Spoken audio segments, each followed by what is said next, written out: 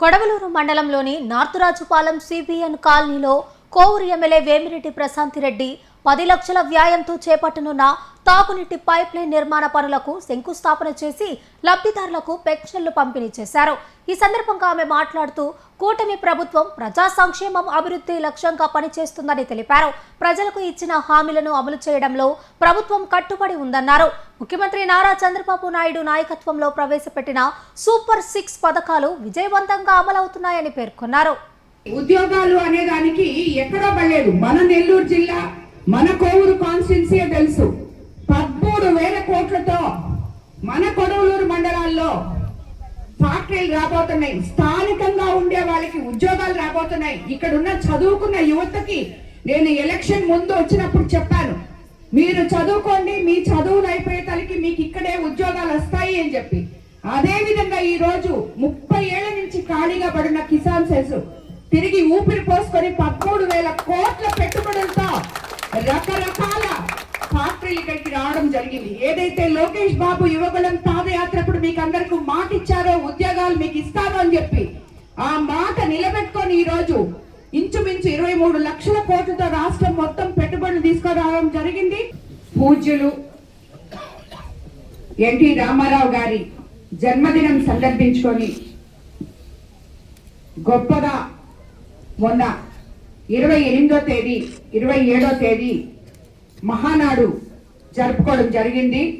మీకు అందరికి తెలుసు, మొట్టమొదటగా మన కోవూరు కాన్స్టిట్యున్సీలో నెల్లూరు జిల్లాలో కొడవలూరు మండలంలో చంద్రశేఖరపురంలో ఇక్కడ జరగాల్సిన మహానాడు మన ప్రధానమంత్రి మోడీ గారు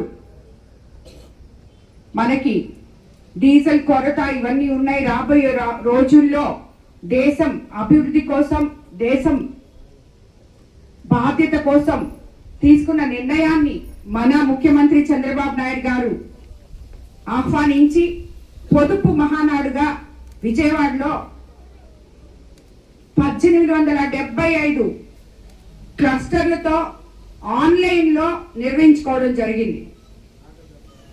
ఈ ఆన్లైన్లో 1875 క్లస్టర్లో కూడా ఈ పార్టీ ఒక గొప్పతనం బయటపడింది. ఎందుకంటే తెలుగుదేశం పార్టీ 44 సంవత్సరాల ముందు పుట్టిన పార్టీ.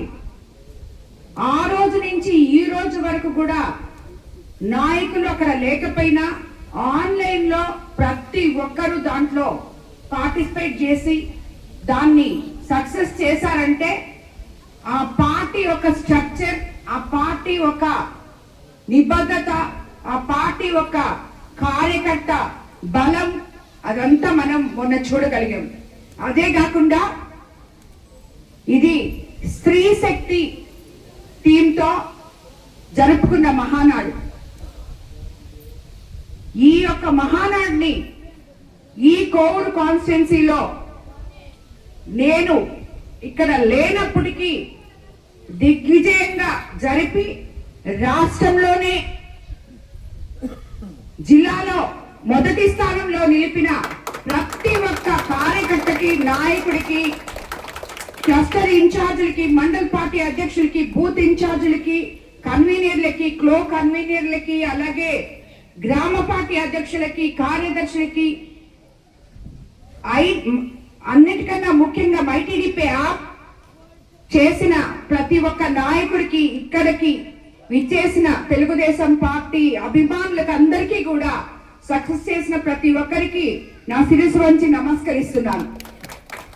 ఎందుకంటే నేను వెళ్ళేటప్పుడు మీకు అందరికి చెప్పేసి వెళ్ళడం జరిగింది, ఈ కార్యక్రమం చాలా బాగా చెయ్యాలి మీరందరూ. నేను ఇక్కడ ఉండలేను, నేను పోలిట్ బ్యూరో మెంబర్ గా మంగళగిరిలో ఉండాలి, మీరందరూ కలిసి చేయాలి అని చెప్పాను.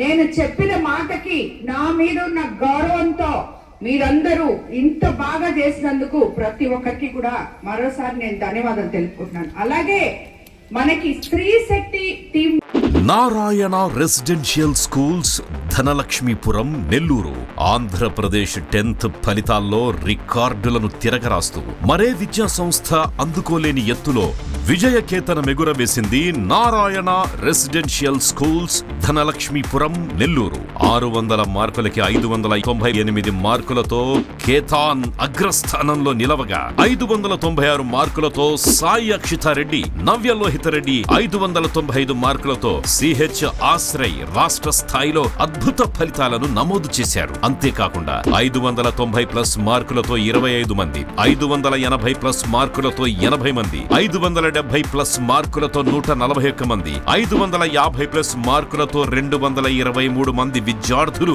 విజయకేతనం ఎగురవేశారు. 100% పాస్ పర్సెంటేజ్ తో 544 బ్రాంచ్ యావరేజ్ తో మరే ఇతర విద్యా సంస్థలకి సాధ్యం కాని స్థాయిలో ఒకరు కాదు, ఇద్దరు కాదు, స్కూల్లో ఉన్న ప్రతి విద్యార్థిని టాపర్ గా తీర్చిదిద్దుతూ నారాయణకు పోటీ నారాయణే అని మరోసారి నిరూపించింది నారాయణ నెల్లూరు. 2026-27 విద్యా సంవత్సరానికి అడ్మిషన్లు ప్రారంభం.